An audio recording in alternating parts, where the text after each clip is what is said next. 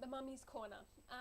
Basically, I don't know yet if I'm going to do a lot of these kind of videos or just this one, so stay tuned, I guess.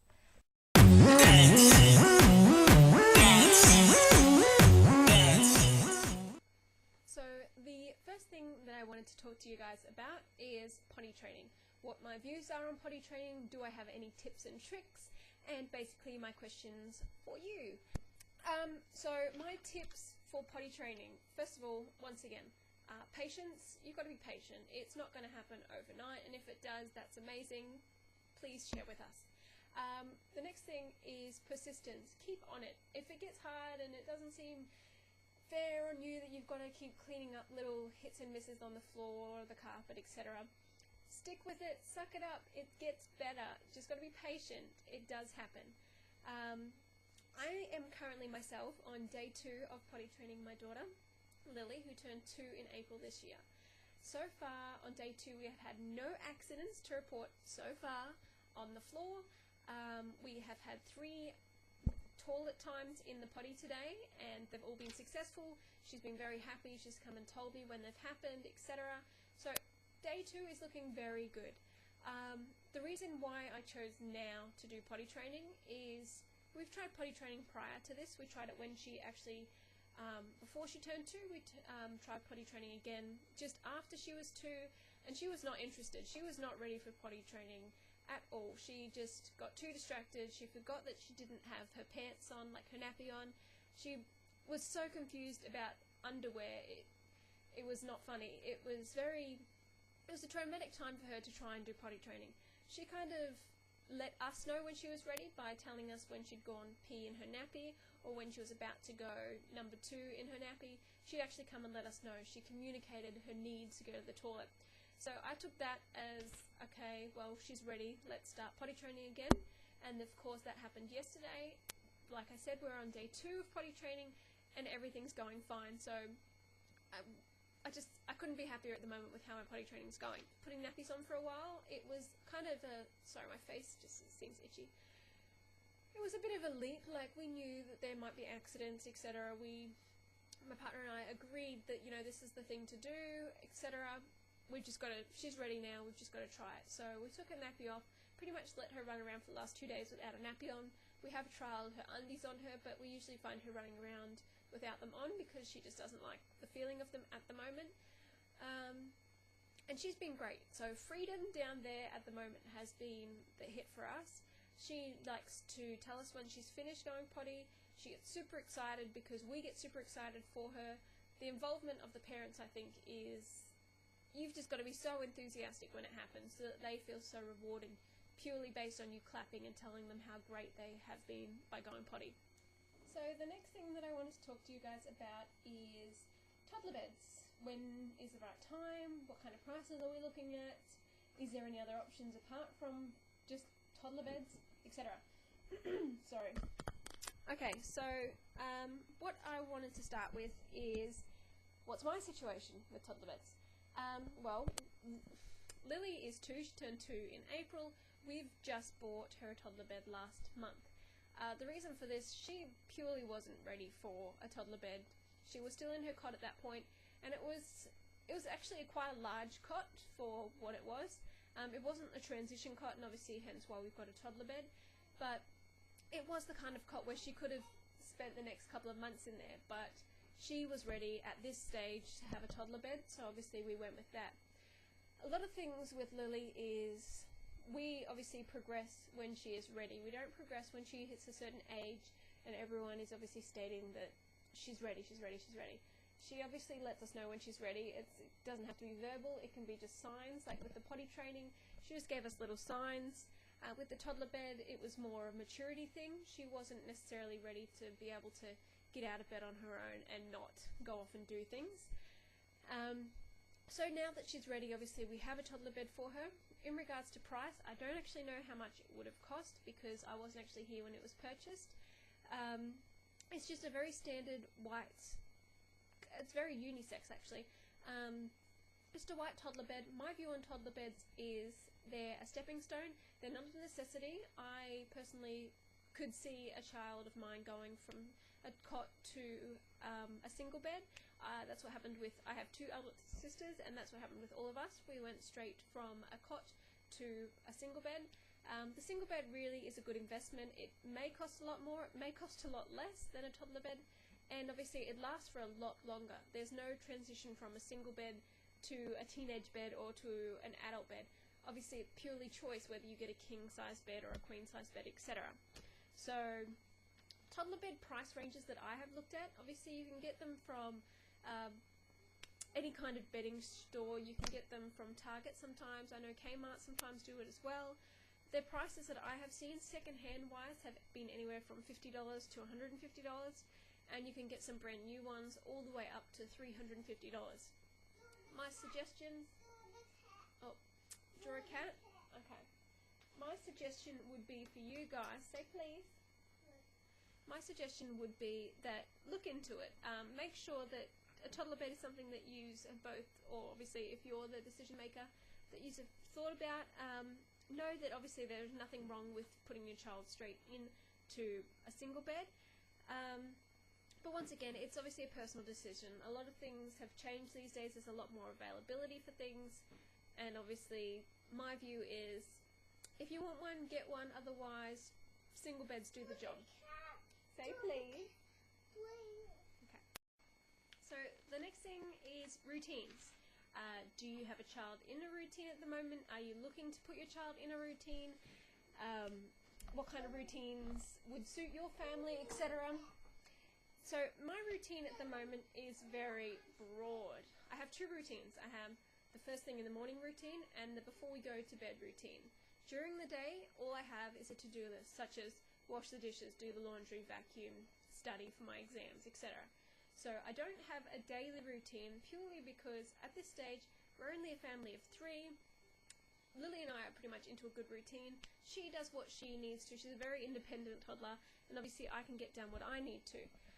We don't really need a routine to get things done, just a little list that I can cross things off. My routine, I'll give you some ideas on my before bed routine and my in the morning. So before bed I have 3 things that I do. They look like this, but basically I know them off the back of my hand. I just wrote them down so I could tell you guys. So step 1 is I make sure the house is clean, purely so that when I wake up in the morning, the first thing that I'm looking at is a clean house and not a dirty one or a messy one, etc. So in step 1 I've got A, B and C. I make sure the living room's clean, I make sure the kitchen is clean, and I review my checklist for tomorrow. If I don't have a checklist for tomorrow, I make one, such as, oh yes, and I'll need to go to the shops and get fuel and packet of chips for dinner or blah blah blah. Step 2, I think about tomorrow. So I check off my calendar. If I obviously need to add stuff on there, I'll do that as well. I make lunches for work. I make sure that we've got things in the house for lunch for us too. I make sure that we've got things ready for breakfast. For example, if you're having bacon and eggs, I would obviously make sure there is bacon and eggs, enough for the 2 or however many of you for breakfast. The last thing that I do for the tomorrow checklist is I lay out my clothes.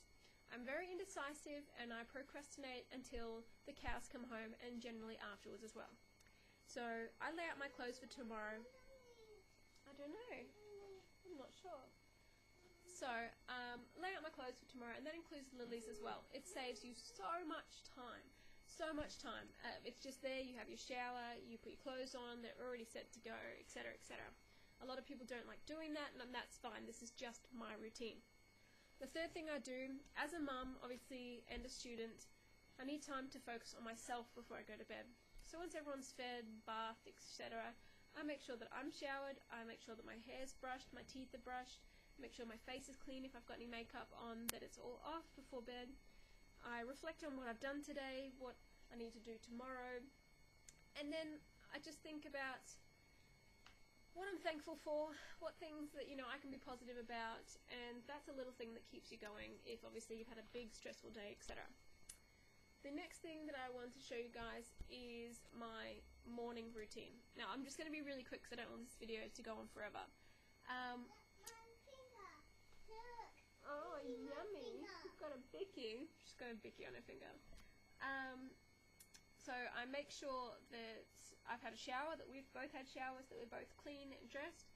I make sure that the kitchen after breakfast is all the dishes are done. I don't do this because anyone wants me to do this. I do this purely so that I don't have to do this later. It gets done now, and obviously then I've got more time to study, etc. Number 3, I think about my day. So obviously I look over my checklist or my to-do list. I see what needs to be done, what would be a priority to be done first, etc. And then I obviously go back and I think about myself. Now, as a mum, it's really important that obviously you look after yourself so that you can look after your family. So things that I put in for my morning routine are, I make sure that I have had my breakfast. I make sure that I'm showered and dressed. I make sure that obviously everyone's fed, but you've also got to make sure that you're okay as well. The last thing I do in the morning is I sit down and check my emails. Purely because obviously I'm a student, I get a lot of distance education emails from my campus. It's very important for me to obviously keep up to date with everything. So it's just a reminder in case I forget. When are you having more babies? Lily would make a good sister. Lily would benefit from having more children around. Lily is lonely. When are you having more kids? Yes, I hear all of that all the time, and you know what? I want more kids. I want, if possible, I want 3 kids. 2 I would be happy with. I would love 3. When am I having more kids? Well, first of all, everyone who keeps asking me, maybe soon? I don't know. I'm excited for more kids, I really am, but obviously I need to take into account a few factors. Oh, I don't know, such as my nutritional diploma that I've already had to extend because of time-wise things. So, you know, when I know, I will let you guys know, obviously after I've let my family know. And sorry, my eyes just itchy. So yeah, at the moment, I don't know when I will have another child. Once again, I'm a planner. I like to keep things organized if I can, and being that I want to obviously be in absolute control of this pregnancy, I want to try and plan things. So maybe soon, maybe not soon, you know, I want to keep you guys guessing for a while. If you have kids already, obviously that means you've got more than one child. What did you find was the best age gap, or are you happy with the age gap that your kids have? If you've only got one child and you want another one, are you thinking about a specific age gap, or is factors such as money, time and space really contributing to you waiting? Please let me know. Obviously it's fun to let other parents know what goes on behind the closed doors, etc. And I don't know, I would be absolutely happy to answer any questions you may have, if I have not already in this video, so please let me know. Okay, well, that is it from me today.